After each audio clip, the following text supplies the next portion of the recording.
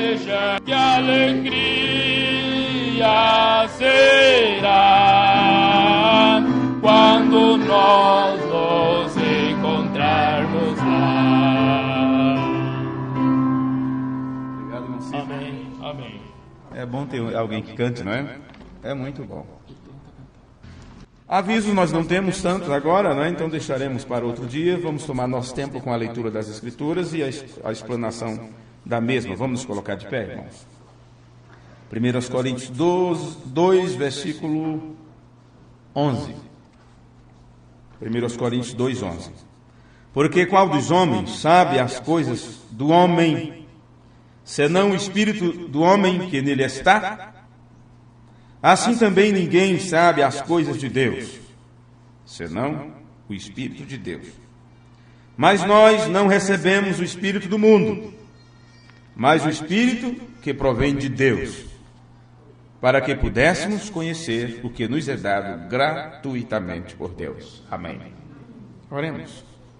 Senhor, nosso Deus, nosso amado Pai, curvamos nossos rostos nesta hora com humildade em nossos corações. E sabemos nós que somos tão bons para falar, sempre conversamos, rimos, fazemos tudo, mas na hora que vamos falar com o Senhor, parece que trava tudo, parece que não saem as palavras que gostaríamos de falar. Então, nesta hora, nós pedimos o nome de Jesus Cristo, que é o Senhor, inspire em nós este bom desejo de oração, de clamar a Ti, de expor nossos sonhos, nossos medos, nossas dificuldades, expor a Ti nosso sentimento de gratidão por tudo que o Senhor tem nos feito, pela vida que nos deste, pela saúde que temos. E sabemos que em algum momento não teremos isso, em algum momento da nossa trajetória já não teremos tanta saúde assim. E enquanto temos, Te agradecemos por isto, e quando chegar o momento de o nosso corpo ficar fraco e débil, que possamos também estar felizes com o Senhor. E não dizer, por que estás me abandonando? Ora, durante todo o tempo que o Senhor nos deu vida e saúde, quantas vezes agradecemos?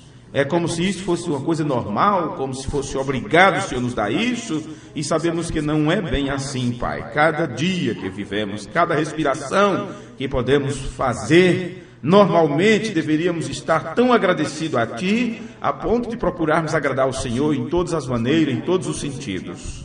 Ajuda-nos nesta hora. Transforma o nosso ser, o nosso entendimento, e que possamos olhar as coisas do Senhor como o Senhor olha, que possamos receber de Ti o espírito de sabedoria, de conhecimento, de revelação, para que possamos olhar nas Escrituras e entender o Teu recado, o Teu conselho, aquilo que Te agrada. Perdoa as nossas fraquezas, Senhor, e que nesta hora este culto seja diante de Ti um culto com inspiração divina e com revelação. Te agradecemos por Tua presença no nosso meio, sem a qual de nada adiantaríamos estar aqui. Sem a Tua presença não seríamos outra coisa a não ser mais um grupo, mas a Tua presença é o que faz a diferença entre aqueles que servem a Deus e aqueles que não servem. Pedimos por esta igreja e por todos os outros grupos de irmãos associados a nós e todos aqueles que estão com seriedade em seus corações, procurando, buscando ao Senhor enquanto se pode achar. Que a Tua palavra chegue a estas pessoas, Senhor, como um refrigério na Tua presença, e que eles sejam guiados a passos verdejantes. No nome amoroso de Jesus, Teu Filho, oramos e Te pedimos. Amém. Amém. Podeis sentar. Os irmãos chegaram agora, vão se assentando. Deixe-me apenas fazer este comentário aqui sobre este culto e sobre os outros que nós tivemos, né?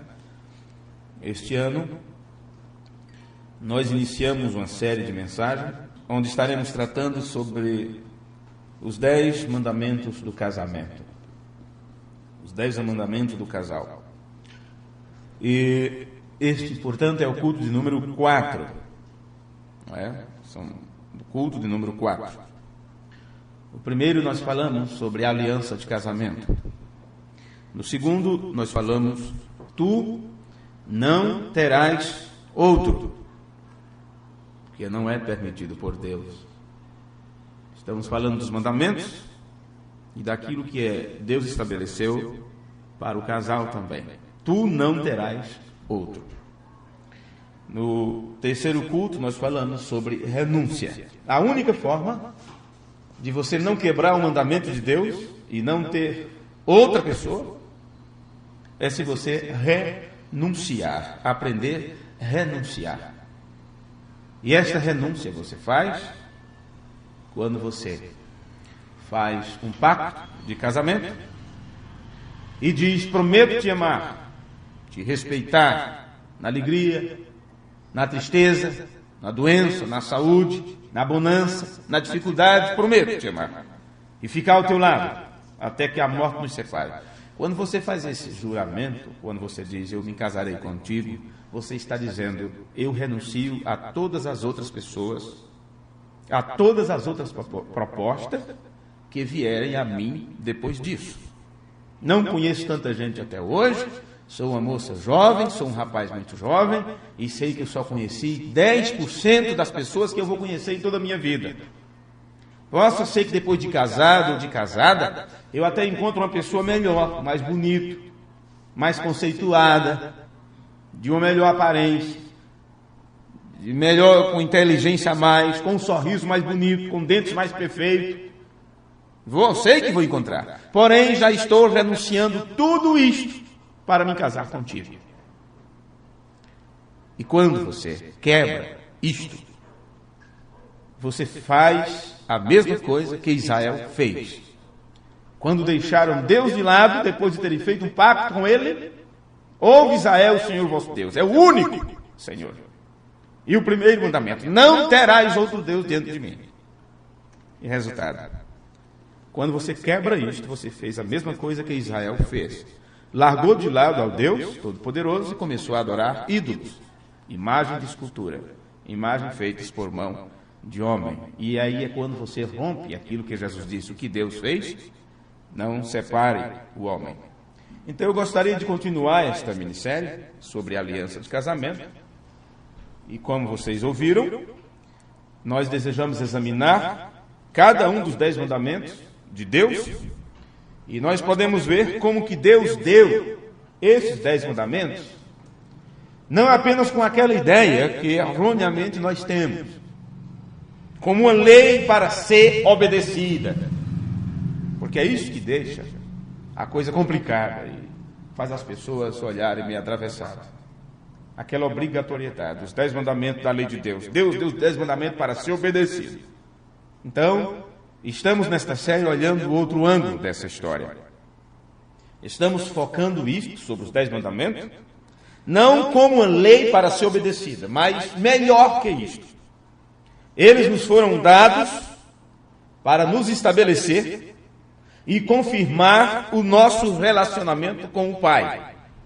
Quando você quebra isto, você está quebrando o seu relacionamento com Deus.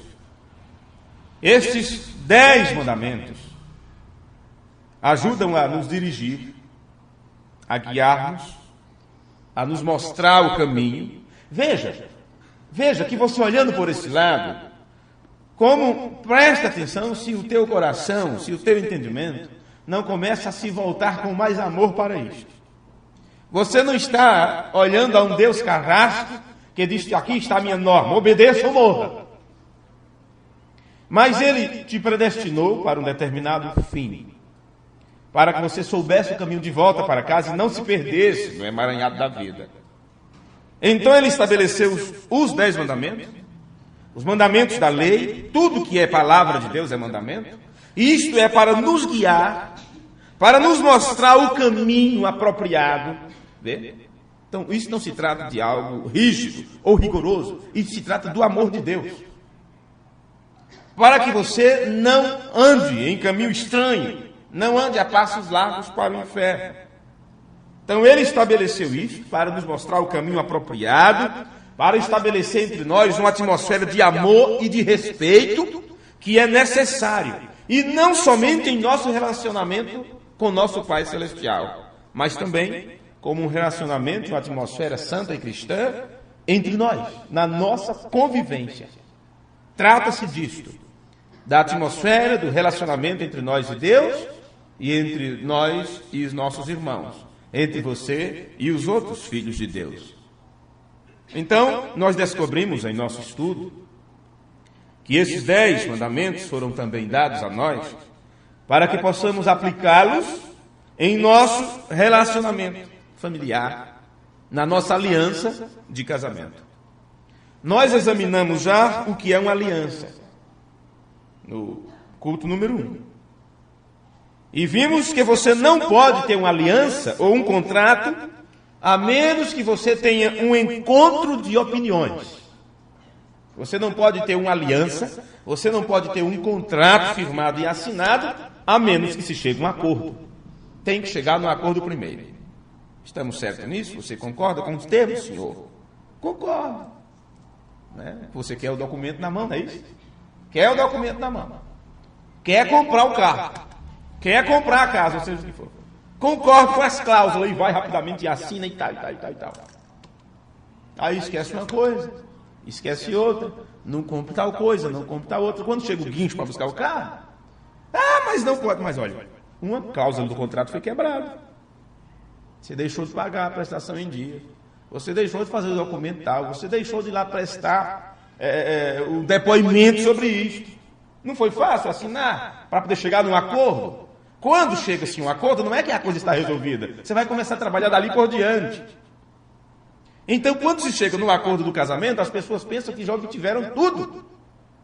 Não, elas chegarem em um consenso para dali por diante começar a enfrentar os problemas juntos. Vê? Não há aliança de casamento, não há contrato, a menos que você tenha um encontro de opiniões. E nós apontamos na semana passada, mostramos a vocês, que Deus é o autor do casamento. E como autor e desenhista do casamento, Ele sabe o que é necessário para se ter um casamento bem sucedido. Se Ele sabe, então é melhor ficar com aquilo que Ele sabe. Vê? Quando não dura, algum dos mandamentos foi quebrado. Algum dos cônjuges quebrou alguma parte ali. No livro de Gênesis, no capítulo 2, versículo 18, foi Deus quem disse assim. Gênesis 2, 18. Não, e disse o Senhor Deus, não é bom que o homem esteja só. Far-lhe-ei um adjutor idônea para ele. Eu prefiro como estava antes o som. Consegui colocar daquele jeitinho. Não é bom que o homem esteja só.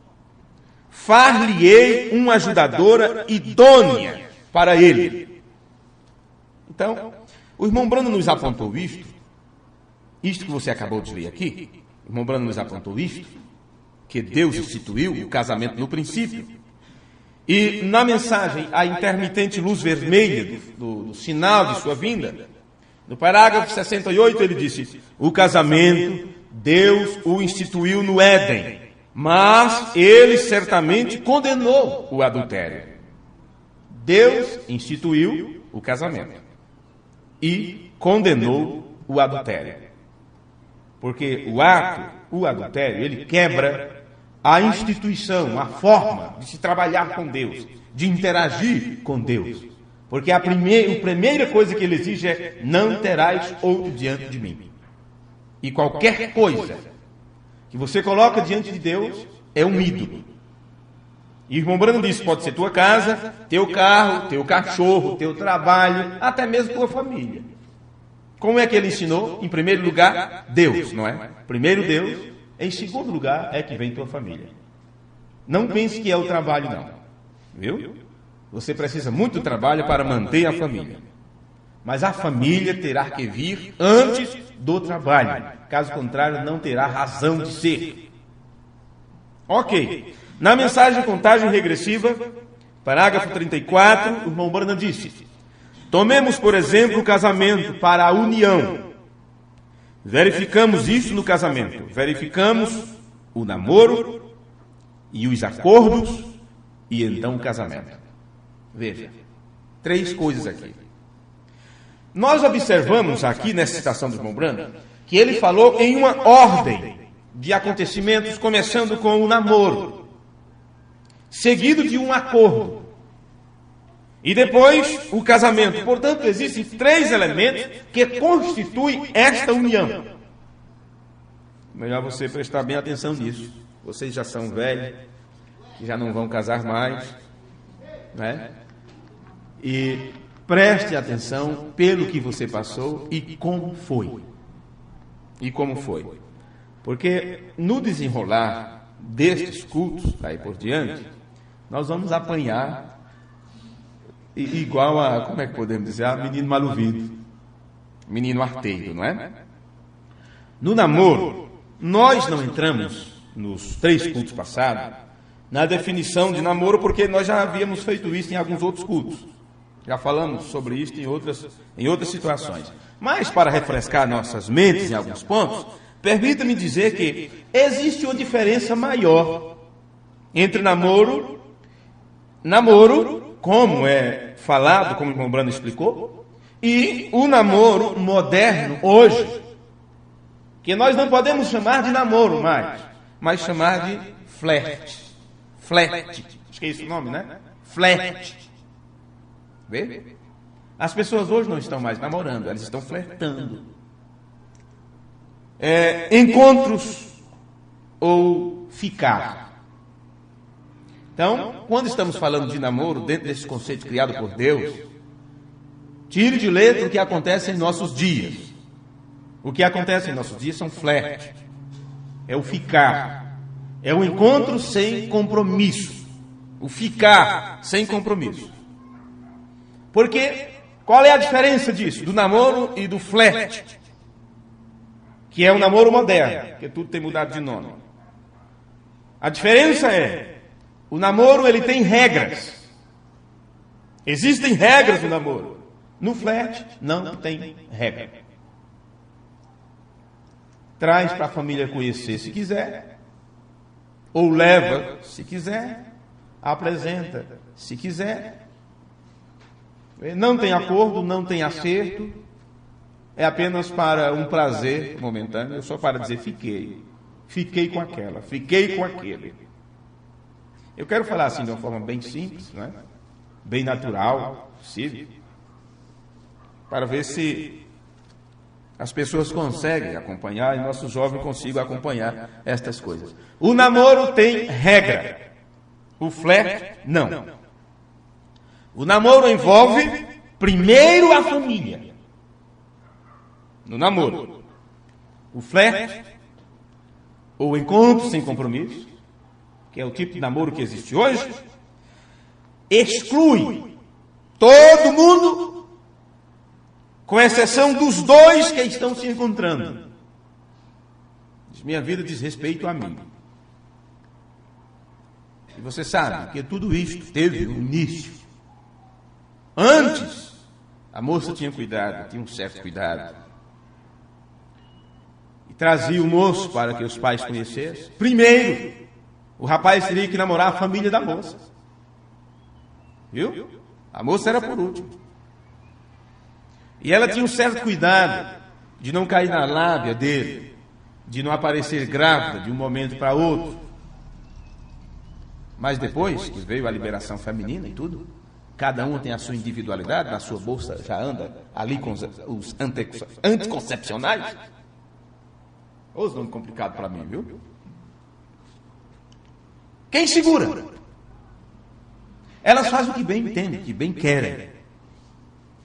Esta é a época que você vive. E o desafio nosso não é enfrentar leão, não é ser levado em praça pública, atado, com as fogueiras acesas, ou já com a tocha ali para acender a fogueira e amarrado no poste. Teu desafio não é enfrentar, vamos dizer assim, os gladiadores, onde você entrava com um quicezinho de faca, e eles tudo armado com tridente, com tudo quanto é de coisa na arena, e a multidão aplaudindo para ver os cristãos perderem, para ver os cristãos morrerem. Teu desafio não é este. Teu desafio nesse tempo é bem pior do que enfrentar o leão. Teu desafio nesse tempo é bem pior do que enfrentar as muralhas ardentes como os 3 jovens. Teu desafio é bem pior, que é procurar viver o modelo bíblico diante de uma sociedade que diz não tem importância. Não tem importância. O namoro tem regras. O flerte, não. O flerte exclui família. O namoro requer tempo, paciência. Enquanto que o flerte é no momento. É quando dá, é quando se encontra. E, portanto, o flerte ou o encontro fácil, ou essa coisa sem compromisso, guia para a satisfação imediata que conduz à imoralidade e à fornicação, que é o que acontece antes de um casamento. Fornicação. Porque não tem como ser adultério, porque adultério é quando você já fez um compromisso com alguém, não é? E depois sai com outra pessoa. Então você cometeu adultério. Antes de casado, é fornicação. Até onde sabemos, a fornicação é a única coisa que pode anular um casamento. É quando a moça não falou para o rapaz o que caiu em uma desgraça antes, né? E depois arranja alguém e engana e casa como se fosse uma virgem. Se depois, não importa quanto tempo tem de casado, se o seu marido descobre, então ele pode anular o casamento. Por direito, anular o casamento. O que não acontece com o adultério. Vê? Bem, creio que já falamos sobre isso. Inclusive temos um estudo de quase 25 páginas a respeito dessa questão. Isso já foi traduzido há um ano atrás. Acredito que nem na internet eu coloquei ainda, porque eu queria soltar isto só depois que pregasse esta série sobre os 10 mandamentos do casamento. Agora, outro ponto. O namoro ensina paciência. Ensina você a esperar. Por que pressa? A Bíblia diz, por que necessitais de paciência? O namoro ensina a paciência, enquanto que o flerte conduz à satisfação imediata. É a pressa, tem que ser agora. E o rapaz diz, se você não quiser, a fila anda, tem muitos que queiram. Aí a moça diz, então, se eu não me entregar para ele, ele vai achar que eu não amo, ele vai procurar outras. E tá aí cheio de fácil assim, ó. Então é melhor que procure, viu? Segure as pontas, como diz. É melhor deixar ele procurar outra. Que vai ser bem pior depois de casado. Se, quando o namoro que te faz esperar o momento certo, a ocasião, porque o namoro já está te conduzindo para outra fase, e com isso você adquire paciência, e enquanto você é paciente, você começa a perceber na outra pessoa se realmente te interessa passar a vida, o resto dos seus dias com essa pessoa, ou não. Principalmente para vocês, as irmãs, as moças. Você pode ficar numa situação muito complicada. Muito complicada. Porque se você casar e amanhã, por algum deslize, de um ou de outro, você chegar a se separar, está disposta a ficar solteiro o resto da vida, todo o tempo? Está disposta a ficar solteira todo o tempo? Talvez. Você já ouviu isso quantas vezes? Então, que Deus te livre, você cair numa situação dessa, não venha dizer que não sabia, porque você sabe. Agora, se você não soubesse, se isso não tivesse sido ensinado a você, o que eu poderia te dizer era o quê? Deus não leva em conta o tempo da ignorância. Vê? Fez? Aconteceu? Então procure não fazer mais, procure não passar por outra dessa. Viva com a pessoa com quem você está, procure viver bem, servir a Deus. Mas depois, se você tomar esse conhecimento, e mesmo assim, você passar por uma situação dessa, meu filho, sem chance. Agora, se você quiser tomar a decisão que você quiser tomar, então é entre você e Deus. Como eu vou saber, né? Quem vai dar a certeza? Nós não podemos fazer outra coisa a não ser apontar o que está estabelecido nas Escrituras. Agora, se Deus, não sei, por sua soberania, que não podemos achar que a soberania de Deus vai contra a sua palavra, porque não pode, William Branham disse que não pode mudar. Vê? Agora, se Deus tem um plano extra sobre a sua vida, sobre a vida de quem quer que seja, aí já não é comigo, já não é com você. Não podemos infiltrar nisso, né? Eu sei que veio essa mensagem para nos falar estas coisas. E quando Deus mostrou para o William Branham a respeito de casamento e divórcio, os irmãos que já tinham passado, irmãos e irmãs, que já tinham passado por determinados problemas em suas vidas conjugais, Deus disse, diga a eles para continuar como estão. Deus foi misericordioso para com essas pessoas. Diga a eles que continue como estão. Mas depois de você conhecer isto, saber isto, e ainda mais, temos a oportunidade de escolher ou de rejeitar, aí já é com você. Então aí está. Ao ensinar paciência, o namoro edifica o caráter, e ao edificar o caráter, ele reforça o compromisso entre o rapaz e a moça.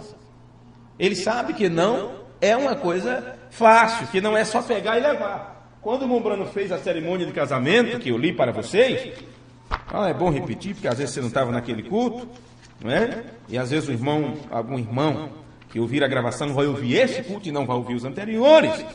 Olha como o Mombrano falou para o moço.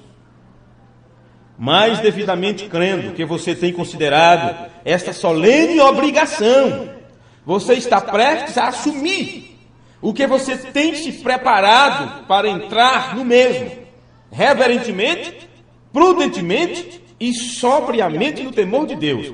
Eu proporei a vocês a aliança de casamento. Vocês testemunharão o mesmo enquanto vocês unem suas mãos direitas. Deseja ter esta mulher para ser sua legítima esposa, casada para viver junto neste santo estado do matrimônio? Você promete honrar e amar, cuidar, auxiliar na doença ou na saúde, na riqueza ou na pobreza e renunciará a todas as outras enquanto vocês dois viverem? O noivo responde, sim. Isto é o primeiro mandamento. Não terás outros deuses dentro de mim. Renunciar a todos os outros. Quando você se casa, você está dentro deste mesmo compromisso. Renuncia a todas as outras. Renuncia a todos os outros. Deseja ter este homem para ser seu legítimo marido, casado, para viver junto neste santo estado de matrimônio? Você promete amar, honrar, cuidar e auxiliar na doença e na saúde, na riqueza ou na pobreza, e unir-se somente a ele, enquanto ambos viverem? A noiva responde sim. Eu solicitarei um sinal. Então, duas alianças são colocadas sobre a Bíblia do ministro. E então oferecidas ao noivo pela noiva e a noiva pelo noivo. Unam novamente suas mãos direitas e aproximem-se para a sua aliança. Vamos inclinar nossas cabeças. Então, veja a seriedade disso quando ele falou solenemente, sobriamente, quer dizer, com inteligência, sabendo o que está fazendo, com compromisso. Então, o namoro, o período de namoro, que cria entre os dois paciência, que forja caráter. Por que forja caráter entre eles? Porque eles vão procurar se respeitar nesse período e procurar se segurar seus impulsos, segurar seus desejos, porque afinal eles estão caminhando para um estado de ser, um estado de casado, marido e mulher. E se eles não se tornarem maduros na fase de namoro e de noivado, eles porão a perder muita coisa lá na frente.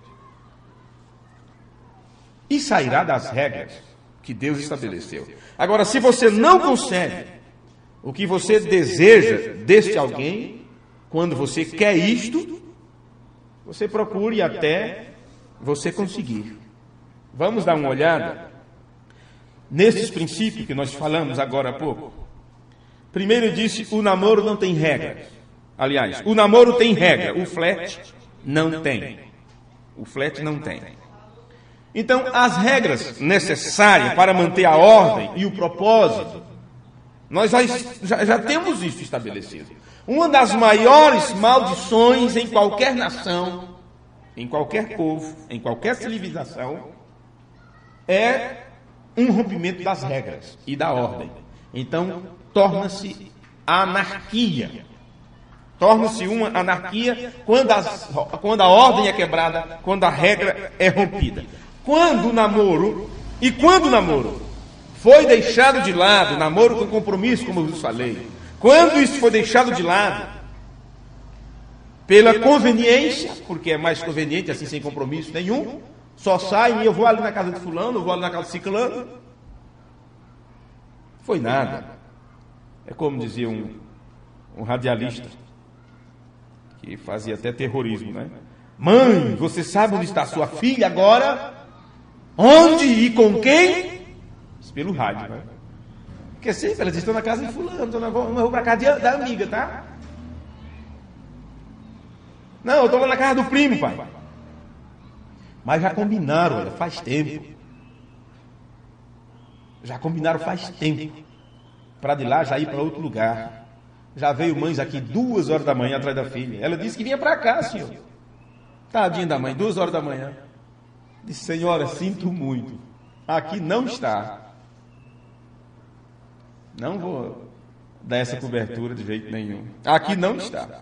Sinto muito. Mas aqui não. Mas falou que está com suas meninas. Estão dormindo.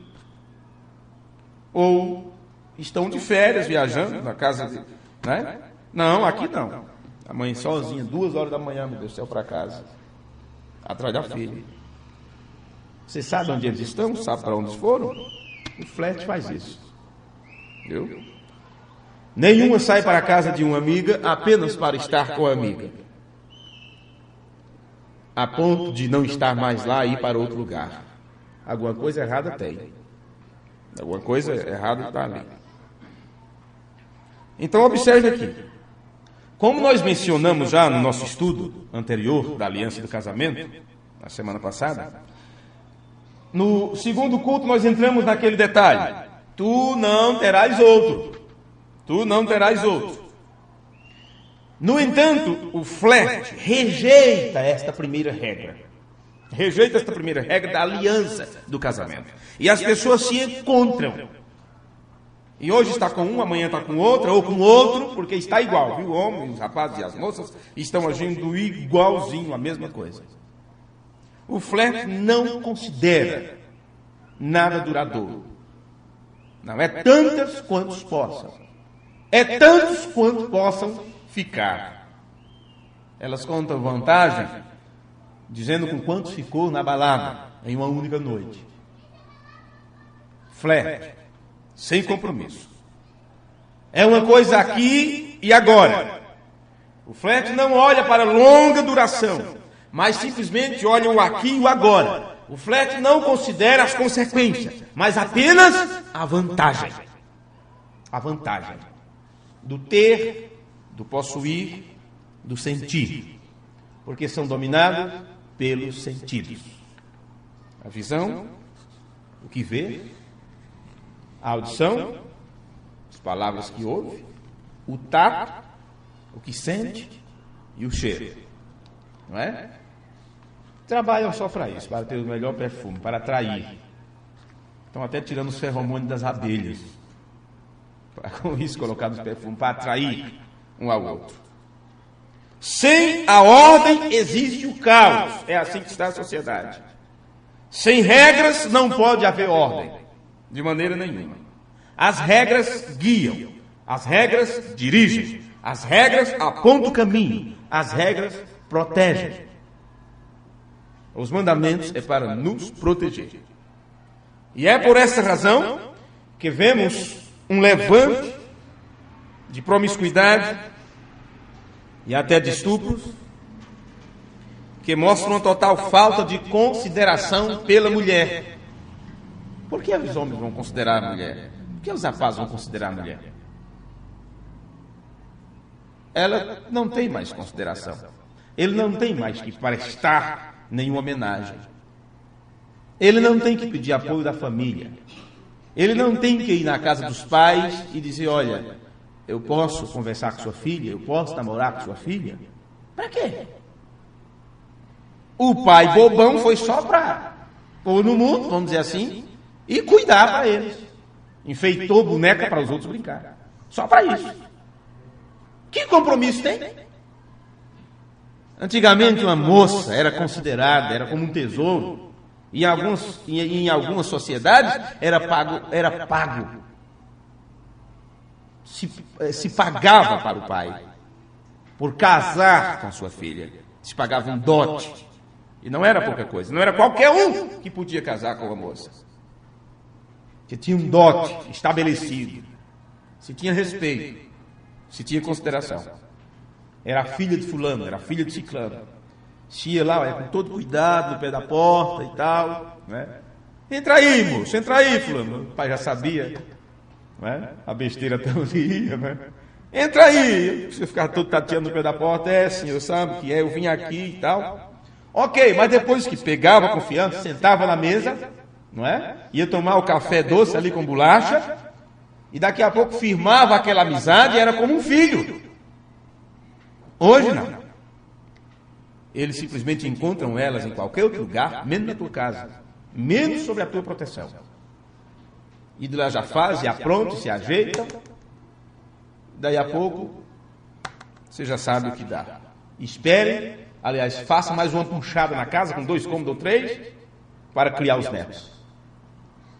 Porque esses filhos sem pai, esses filhos bastardos, fora de uma união, fora de da bênção do casamento, eles se proliferam à torta e à direita, sem nenhum contrato, sem nenhum compromisso. Aí fica-se aí.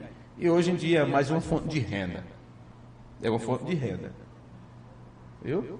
Se ela conseguir um filho com um e o filho com outro, outro filho com outro, só com isso aí ela já vive o resto da vida. Entendeu? Dinheiro. Pensão, alimentícia e todas essas coisas. Meu amigo, nunca houve um tempo tão complicado como este para se viver. Nunca houve um tempo tão complicado para educar nossos filhos. Nunca houve uma frase tão conhecida como estupro, ou uma fase, nunca houve uma fase tão conhecida, ou que aconteça tanto, do que no namoro, a questão do estupro. Que na verdade não passam disso. Elas procuram isto, serem estupradas. É assim que elas andam, é assim que elas se vestem. Porque o que elas estão procurando, elas só poderiam encontrar em um casamento. Quando se tem tempo de aprendizado junto, de saber como cuidar um do outro, como agradar um do outro, como dar prazer um ao outro. Isso não pode acontecer em uma vez, em um momento, nas pressas, à escondida. O homem sabia que se ele não obedecesse às regras, se ele não obedecer, ele não faria isso por meio do processo. Existe um processo que ele tem que seguir. Ele fala, se eu não obedecer, eu faço do meu jeito. É a lei do mais forte. Não é? A moça, por outro lado, anteriormente, quando era o tempo de obedecer às regras, ela usava as regras para a sua proteção, ela se protegia. Eu não sei qual é a intenção dele, ele diz que me ama. Mas falar todo mundo fala. Eu te amo, é muito fácil. Eu te amo. Mãe, ele me ama, ele diz que me ama. Todo mundo diz que me ama. Veja que é a mesma coisa, todo mundo diz que ama Deus. Jesus diz, como vocês dizem que me amam se não guardam os meus mandamentos? Como você pode dizer que ama a moça se não cumpre com as regras de um casamento? Que amor é este? Como você diz que ama um moço se não cumpre as regras do casamento estabelecido por Deus? Porque nós não podemos baratear o amor. Deus é amor. Veja. E Ele, por nos amar, Ele estabeleceu preceitos e regras para nos guiar na nossa caminhada. Então não pode um amor, você amar alguém, e este amor não estiver acobertado pela lei de Deus, pelas regras que Deus estabeleceu. Se o eu te amo, ou eu te amo para lá e para cá, mas se não tem o temor de Deus nisso, espere o primeiro problema. E você vai ver. E aquele amor vai tão fácil como a água que você abre da torneira e vai pelo ralo. Rapidamente. Então as regras a moça usava para a proteção dela. Ela sabia que existiam limites onde ela podia ir, até onde ela podia ir ou não ir, porque tinha as regras para obedecer. Então ela dizia, opa, daqui não passa. Não. E ele não ousava ir, ousava, vamos dizer assim. Ele não ousava ir além daqueles limites. Vê? Porque ele queria um relacionamento para longa duração. E ela dizia, você quer, você me quer, então vai ter que esperar o casamento. Por quê? Ela tinha as regras para protegê-la. E assim sucessivamente. Então as regras do namoro foram estabelecidas como uma zona de segurança. Se você cumprir, estiver dentro daquelas regras, você está seguro ou segura. Ela podia ir, não é? E isto dava a ela uma espécie de controle. Vamos chamar assim. Controle de ansiedade. A moça usava as regras estabelecidas para o casamento, para sua proteção e para controle da ansiedade dele. E este controle ajudava a criar uma atmosfera de descanso, de relaxamento, a ponto de poder esperar fazer as coisas da forma correta. O namoro envolvia primeiro a família, porque até agora eu falei sobre a regra do namoro, que é diferente do flerte. Mas o segundo ponto. O namoro envolve primeiro a família, enquanto que o flerte exclui todo mundo, com exceção dos dois que estão se encontrando. Tudo é escondido da família. Vamos observar isso aqui um pouquinho. É importante observarmos, que nas regras do namoro, a família vinha primeiro, em primeiro lugar. Primeiro a moça dizia a família. Chegava o pai, a mãe, todo envergonhado, com medo de levar, às vezes, até uns tabefes, né? Povo ignorante, medonho naquele tempo. Né? Mas ela contava, sabe, conheci um rapaz e ele quer namorar comigo. Traga esse moço aqui para eu quero conhecê-lo. As perninhas da guria já começavam a tremer. Traga ele aqui para conhecer. Meu pai quem pediu para você ir lá para falar com ele. O cara vinha com cuidado, o cara vinha com respeito, chamando de senhor. Senhor. Hoje, meu Deus do céu. Não vou nem entrar em detalhe, que a gente fica até com medo. Não é? Porque sempre chega a nossa vez, não é? Sempre chegará a tua vez. Então, é importante você notar isto, que a regra do namoro, a família vem primeiro. Na verdade, se um rapaz sentisse uma atração por uma moça, ele primeiro que teria que passar pelo teste da família. A moça já se engraçou, pronto, já deu um sorrisinho, já deu tchau, acabou. De aquela, opa. Dali por diante o quê? O teste da família. Ele vinha e visitava com a família, tinha ali a visita com a família, e se ele quisesse conversar com ela, com a moça, ele se assentava na sala de visita, decentemente, ou na frente da sala, à plena vista de todos, e fazia a sua conversação. A mãe disfarçava, ia buscar um café, não é? Às vezes os meninos mais novos, ou coisa enxerida, viu? É quando chegava um namorado ou namorada assim, né? E os mais novos, eu ficava no pé o tempo todo, não tinha jeito. Levava cada croque, sabe? Toninho, irmã Zefinha tá aí, vai comprovar isso. Eu perturbei demais o namoro dessa moça. Perturbei demais. Estavam noivos. Eu pegava um pedacinho de madeira, desse tamanho, com as linhas de nalho, dizia que era meu violãozinho, e ficava do lado, ting, ting, ting, ting, ting, e atrapalhava a conversa, era aquela coisa. Aí os dois iam para o alpendre, aí era que eu gostava, eu me assentava do lado no alpendre da casa. Então vamos tocar a minha violinha. Um pedaço de tábua com a linha de nalho enrolado. Aquilo ali perturbava até a hora do camarada ir embora. Eu não dei brecha. Não dava brecha. De jeito nenhum. Complicado.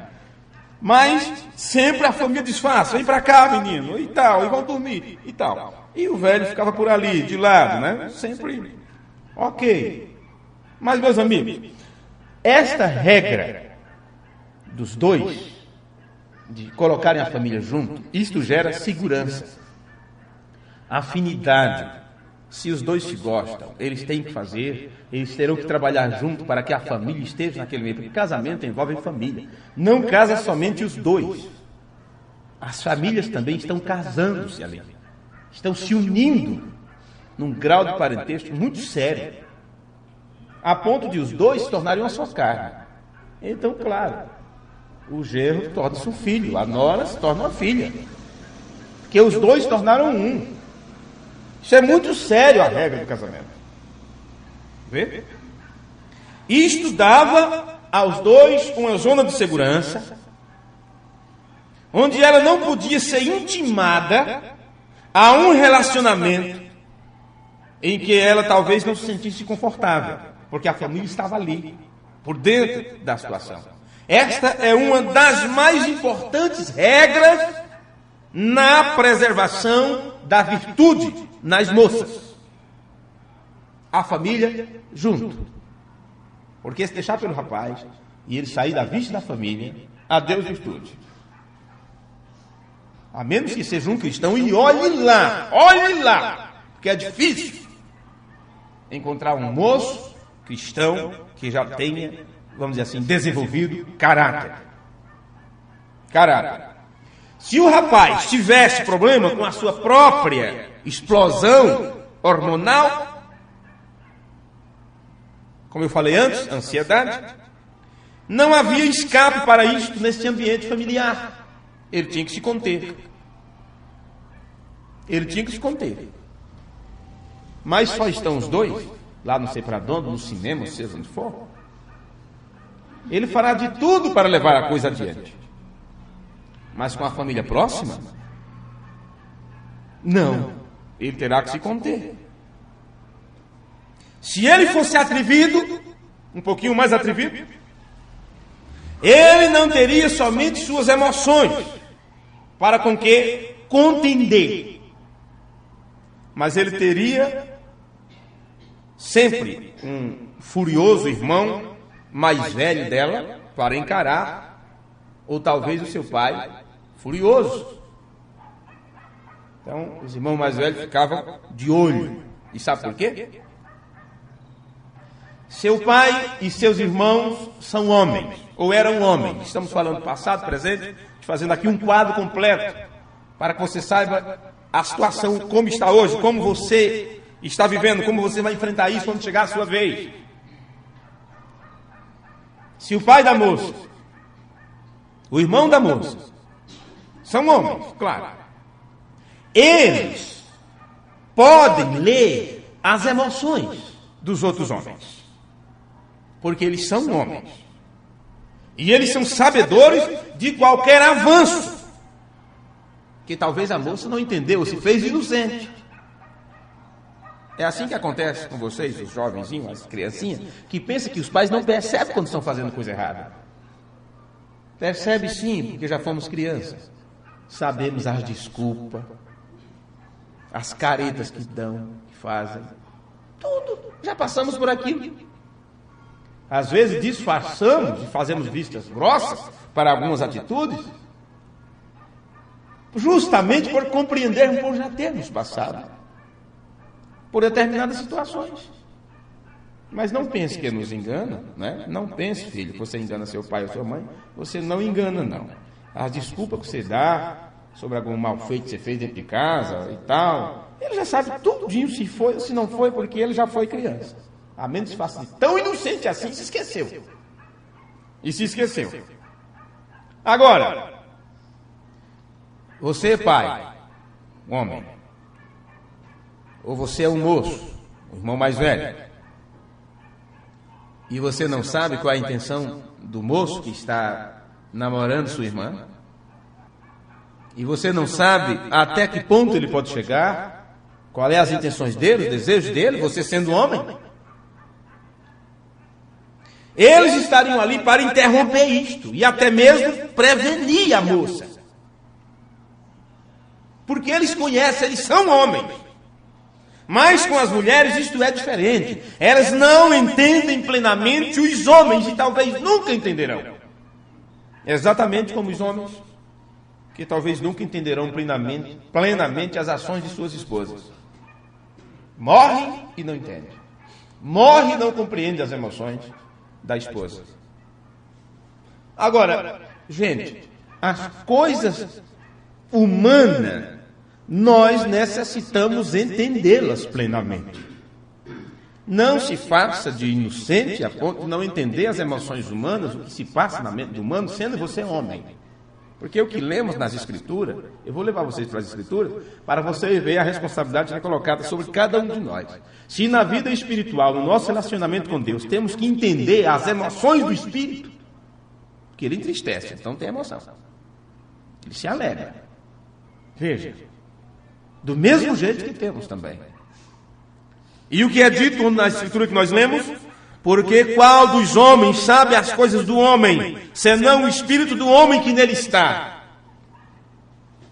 Então, como é que o moço não liga, não dá nenhuma importância para sua irmã quando ela está namorando? Porque ele também pode estar agindo do mesmo jeito, ou pior, e facilita as coisas. Vê? Do mesmo jeito que está querendo que na outra família as coisas sejam facilitadas para ele. Qual dos homens sabe as coisas do homem, senão o espírito do homem que nele está? E assim também ninguém sabe as coisas de Deus, senão o espírito de Deus.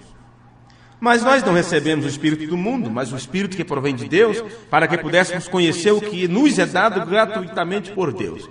Se para conhecer as coisas de Deus temos que ter o Espírito de Deus, como você pode ser homem e não compreender as coisas humanas? Aqui Paulo está nos dizendo que não há meio de que possamos entender as coisas de Deus, a não ser com o Espírito de Deus em nós. É necessário o Espírito de Deus para entender as coisas de Deus. E ele diz que é necessário o Espírito do homem para entender as coisas do homem. E é por esta razão que eles dizem: as mulheres são de Marte. Aliás, como é? Os homens são de Marte e as mulheres de Vênus. Vê? Eu tenho esse livro. Assim que saí, eu fiquei maior vontade de ler esse livro, mas era muito caro. Aí deixei. Passou 1 ano, 2 anos, 10 anos. Eu não ia morrer se eu não lesse. Não morri. Quando barateou, eu encontrei bem baratinho. Pronto, comprei. É assim. Que é assim que sai, lançamento, né? Fica aquela moda. Uma coisa de 100, amanhã você pode comprar por 30. O Biratã estava falando isso hoje, né? Assim que sai um aparelho novo, você diz, esse é o bom. E você paga um horror de dinheiro. 2, 3 meses depois, você poderia ter esperado um pouquinho, passado-se aquilo, né? Mas e o desejo de ter na hora? Você termina comprando, né? Por causa da moda, por causa do lançamento. Você pode encontrar pela metade do preço assim que acabar a loucura, né? A procura inicial. A menos se você queira esbanjar mesmo só para mostrar eu tenho, ninguém tem. Aí terá que pagar por esse luxo, né? Aí terá que pagar por esse luxo. Viu? Mas escrever um livro com esse título: os homens são de Marte e as mulheres são de Vênus. Significa o quê? Que um não compreende o outro. Não se compreende as emoções. Homens e mulheres são tão diferentes de um para o outro, que às vezes realmente parecemos que somos de planetas diferentes. E você pode conviver com uma pessoa durante 10, 15, 20 anos, e parece que você não conhece. Parece que não conhece. Agora, por que será que não conhece, né? Por que será que não conhece? Se você sabe que uma coisa o irritou há 10 anos atrás, vai continuar irritando hoje. Aí faz justamente aquilo que irrita. Todo tempo. Quer dizer que não procurou conhecer ainda. Se você não conseguiu descobrir os gostos um do outro, que um prefere, o não, durante tanto tempo, quando é que vocês vão aprender? Quando é que vamos aprender? Porque quando nós aprendemos a respeito das emoções uns dos outros, das fraquezas uns dos outros, isso nos facilita a convivência. Nos facilita a convivência. Se eu sei que o irmão não gosta de tal coisa, né, então aquilo, já vou ficar esperto com aquilo. Já não vou fazer, ou não vou tratá-lo assim, não vou chamá-lo daquele nome, porque eu sei que ele não gosta. E isso vai facilitar a minha convivência com ele. Vê? Se entre um casal não é dessa forma, não for assim, quando é que vão aprender a conviver, a viver bem?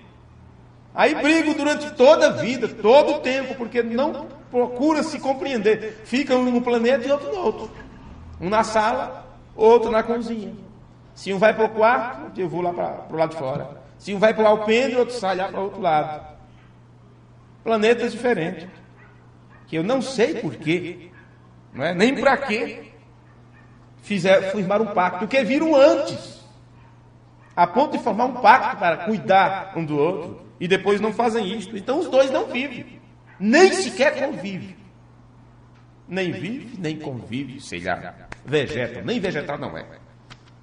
Pelo menos quem vegeta não está sentindo nada, não está reclamando de nada, não diz que está doendo nem nada. E pessoas assim, é cada lundum, é cada coisa, é cada tropeção. Se um está na porta, o outro passa, cuidado, senão derruba. Não é? Cada puxa encote para lá e para cá, que Deus me livre. É isso. Nós somos diferentes, não é apenas no físico, viu? Homem e mulher, mas espiritualmente também. As emoções também. Somos diferentes também espiritualmente. E é necessário um homem para se conhecer um homem.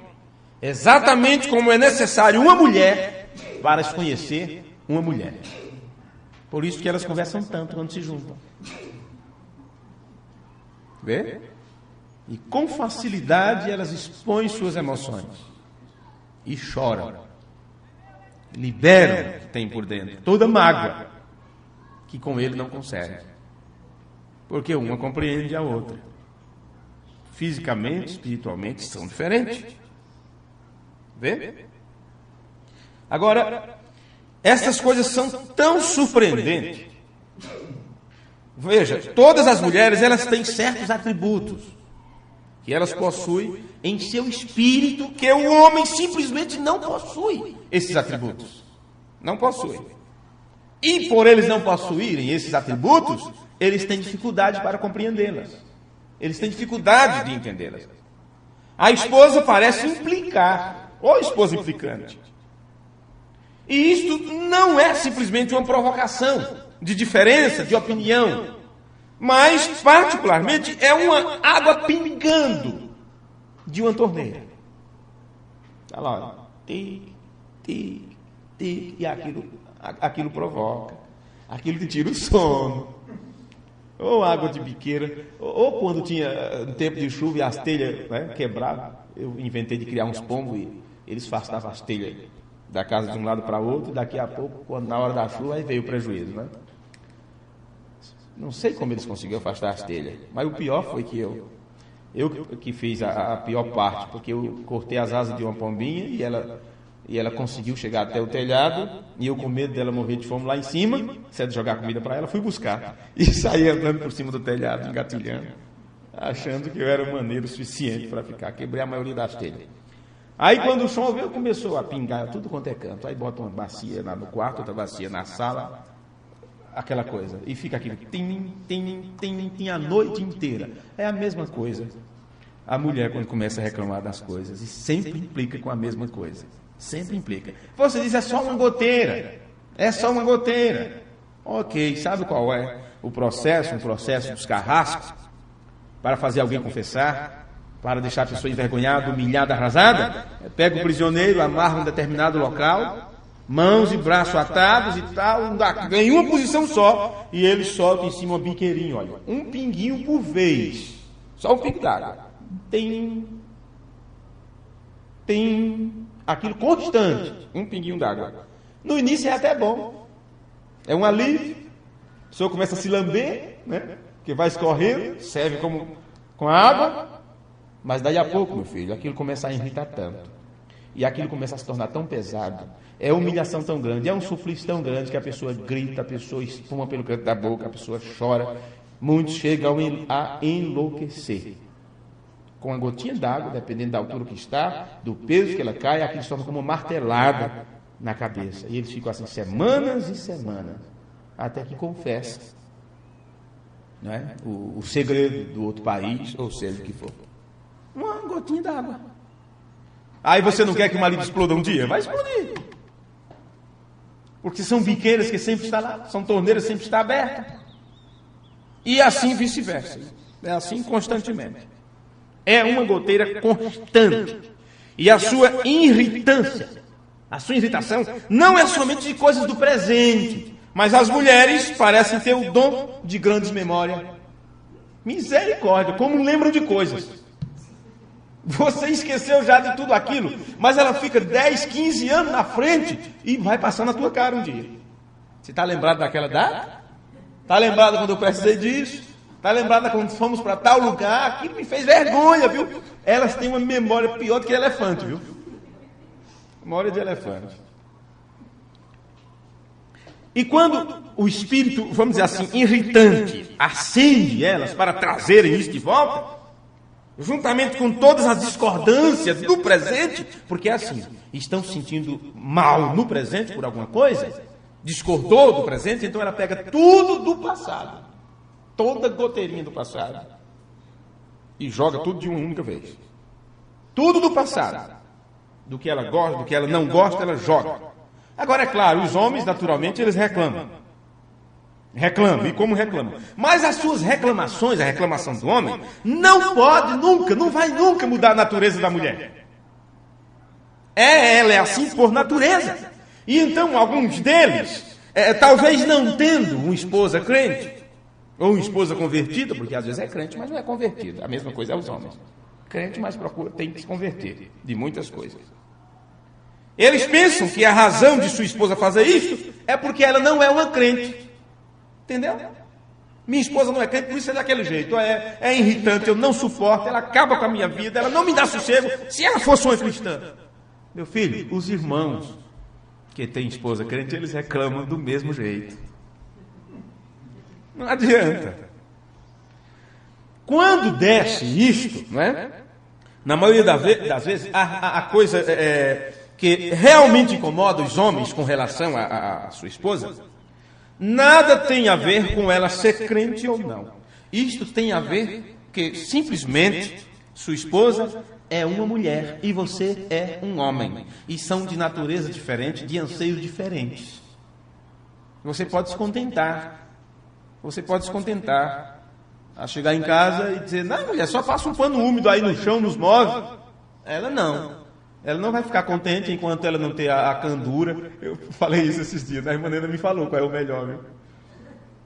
Mas ontem eu fui fazer compra e aí fiquei embananado com tanto modelo, com tanta coisa, de novo.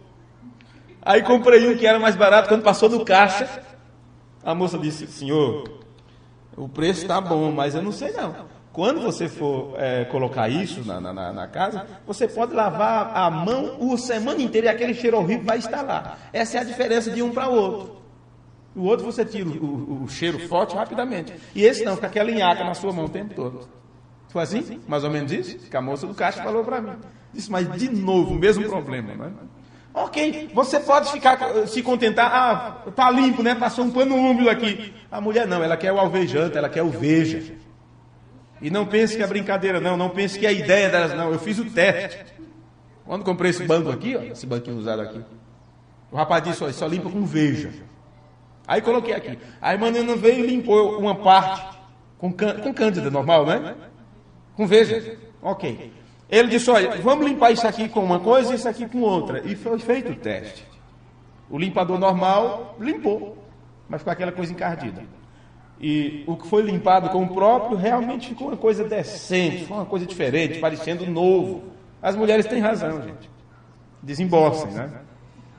Desembolsem. É dinheiro. O produto é mais caro. Não adianta comprar um Minuano, eu nem sei o nome. Não adianta. Tem uns negócios desse tamanho lá para lavar a panela, alguma coisa. Eu comprei uma vez, misericórdia. Não limpa nada, não tem espuma, não faz nada, joga isso fora. Eu não sei por que determinados produtos para vender. Fui comprar prendedor de roupa para prender as roupas, de plástico. Eu digo, o de madeira e tal, aquilo apodrece com o tempo. Eu vou comprar esse de plástico. Mas, gente, quando comprei tudo bonitinho, quando colocou lá, ele fica assim mole, a roupa vai embora no vento. Para que fabricar isto, pelo amor de Deus? Para que fabricar isto? Aí eu fui comprei um dos mais caros, né? Dos mais caros. Também ele fica lá, ele prende e acabou. Não adianta. Então as mulheres, elas têm razão nessa parte. Não é porque ela não é uma crente, por isso ela é tão reclamona. É você que não a compreende. Por ela ser mulher, você ser homem. E uma moça, não importa quão esperta ela possa pensar que é, viu? Voltando para vocês de novo para concluir isso aqui. A uma moça, não importa o quanto que ela pensa que é esperta. E não importa quão bem ela pode pensar que ela conhece o rapaz. Ela realmente não conhece. Não importa quando você diga, eu conheço ele. Não, é uma boa pessoa, eu conheço. Você não conhece. A menos que faça como aquela que a irmã Branda perguntou, o que você viu nesse moço? A ponto você vai casar com ele. Disse que achou os pezinhos dele bonitos. Ele tem uns pezinhos tão bonitos. A irmã Branda disse, mas que vergonha. Vai casar com o moço só porque achou os pezinhos dele bonitos. Outra diz, ele é tão engraçado. Não é? Então não importa o quanto que a moça é esperta. Não importa quão bem ela pensa que conhece o rapaz. Ela realmente não conhece. E ele permitirá a si próprio interpretar uma situação. Ele pode interpretar um personagem. Especialmente se ela deseja do rapaz algo. Claro, o que ela desejar ele vai fazer. Se ela diz assim, eu achei bonitinho você com aquele chapéu, ele vai usar aquele chapéu. E vai comprar outro quando aquele ficar velho. Eu gostei de ver você com aquela bota, então ele vai usar aquela bota. Para agradar você. Gostei daquele cinto, já era. Gostei do seu cabelo com rabo de cavalo. Ela vai, rabo de cavalo para frente, para trás, para agradar. E depois? Depois, o que um gosta, o que o outro gosta, fica em segundo plano. Vê? Esta é a questão. Meus amigos, poderíamos passar a noite inteira aqui com isso, como eu sempre falo. Mas eu vou encerrar esta parte, porque eu não quero ter pressa com isto, para não ocorrer o que ocorreu no casamento da irmã Vilma, que eu quis falar tudo dentro de um tema só. E assim passamos ali 2 horas, pregando, falando sobre o contrato do casamento. E esses cultos, nós teremos eles, cada um, aproximadamente 55 minutos. Não é? 55 minutos. Exatamente. E ficará à disposição das pessoas, do jovem, quem desejar, deixaremos à disposição na internet. Depois gravaremos todos em MP3 ou em CD normal, para aqueles que desejarem ter em casa. E entenda que estamos vivendo no pior tempo, no pior momento. O mundo está nos conduzindo para a modernidade do relacionamento, e isto não dará certo de maneira nenhuma. Só se ocorrer um milagre. Só se ocorrer um milagre. Então, ore por um milagre. Vamos orar por um milagre em nossas vidas. Porque se Deus não operar um milagre em nosso meio, estaremos igualzinho, dando cumprimento às Escrituras, mas da forma dos outros, do lado contra, como foi nos dias de Noé. Casavam-se e davam-se em casamento. E você sabe, foi por causa da mistura, da facilidade, do sexo livre, do flerte sem compromisso, daquele tempo, que a terra foi destruída. Aconteceu a mesma coisa nos dias de Sodoma e Gomorra. Estava na mesma situação, com o agravante da homossexualidade. E Jesus usou os 2 termos, de Noé e de Ló. E disse, como foi nos dias de Noé, será nos dias quando o Filho do Homem se manifestar. Como foi nos dias de Sodoma e Gomorra, será também, assim também será nos dias quando o Filho do Homem se manifestar. Nosso desafio é viver diferente dos outros. Nosso desafio é mostrar, através das nossas vidas, a diferença daqueles que servem a Deus e daqueles que não servem. Amém? E nos estenderemos nesses temas dos cultos que virão, não é? Talvez ficaremos uns 10 cultos apenas falando e entrando em mais detalhe, assim, de uma forma bem calma, desprendida, e tentar passar para as pessoas a respeito sobre os 10 mandamentos do casal. Oremos. Senhor Jesus Cristo, nós te agradecemos humildemente nesta hora, por o Senhor ter cuidado de nós, por o Senhor nos ajudar, por o Senhor nos ensinar, nos instruir. Alguns de nós já passamos por determinadas experiências e sabemos que estas coisas são a verdade. Outros, como nossos filhos, estarão, ó Senhor, passando por isto, terão que fazer suas escolhas, suas decisões, e nós oramos por eles e apresentamos diante de Ti nesta hora, nossos rapazes e moças, não só desta igreja, mas também de todo o mundo, Senhor, de todas as partes, porque o rapto acontecerá em um momento e todo o Teu povo terão que estar juntos e preparados naquela hora. Então oramos por cada jovem espalhado por esta terra, especialmente aqueles, primeiramente, Pai, oramos por estes, aqueles que estão procurando viver corretamente. E, Senhor, se algum jovem, se alguma moça ou moço hão de crer na Tua palavra e ser batizado em Teu nome, que o Senhor nos ajude a chegar com esta palavra até eles, e mesmo com as nossas vidas, primeiramente, que possamos manifestar a eles a vida de Cristo e o que Cristo exige de cada um de nós. Pedimos pelos casais, pelos homens e mulheres que têm conseguido viver até hoje. Pedimos que o Senhor os ajude a conviver a cada dia aos pés do altar, sabendo nós que nenhum casamento irá adiante, a menos que esteja acobertado pela lei do Senhor. Então que possamos na Tua lei ter prazer dia e noite, como diz a Tua palavra, e na Sua lei tem prazer de dia e de noite, porque isso tem que estar nos nossos corações, na nossa mente a cada dia, Pai. Abençoa os lares nesta hora, e que a última parte do culto que estamos a Te apresentar nesta hora, que seja também com a orientação divina, e que o Senhor esteja sempre conosco, nos ajudando a proceder em toda boa obra. No nome amoroso de Jesus Cristo, oramos e Te pedimos. Amém. Deus tem um plano em cada criatura, aos astros Ele dá o céu, a cada rio Ele dá o leito e o caminho para mim traçou. A minha vida eu entrego a Deus, pois o Seu Filho entregou por mim. Não importa onde for, seguirei meu Senhor, sobre terra ou mar, onde Deus mandar, irei. Deus enumera cada grão de areia, as ondas ouve o Seu mandar. Os ventos em seus rumos lhe obedecem, Seu carinho faz abrir a flor.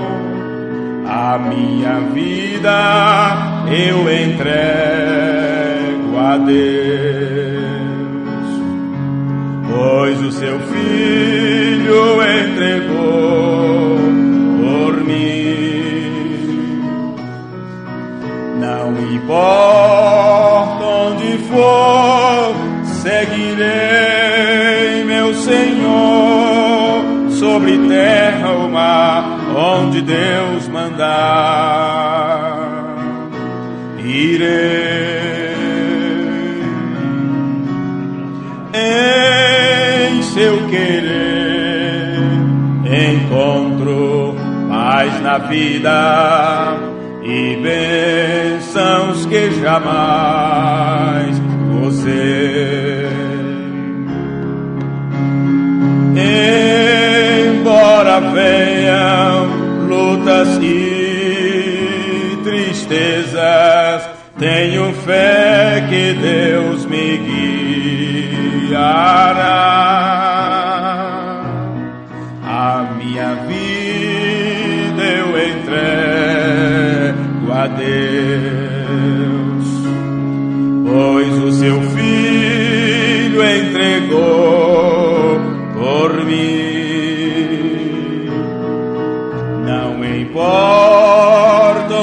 for, seguirei, meu Senhor, sobre terra e mar, onde Deus mandar, irei. Amém.